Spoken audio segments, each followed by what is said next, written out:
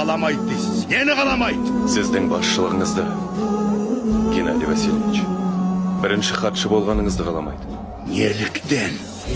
Мені КПСС орталық комитетінің саяси бюросы тағайындады. Сіз қазақстандық емессіз.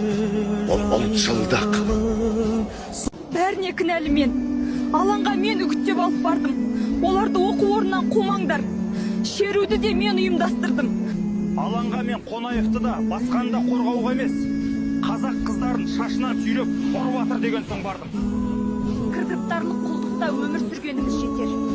Біз еліміздің тәуелсіздігін жеңіп алған кезде ғана азат бола аламыз. Біздің елде әділдік жоқ. Ел 91-де, ел 91-де, келетін мүлде.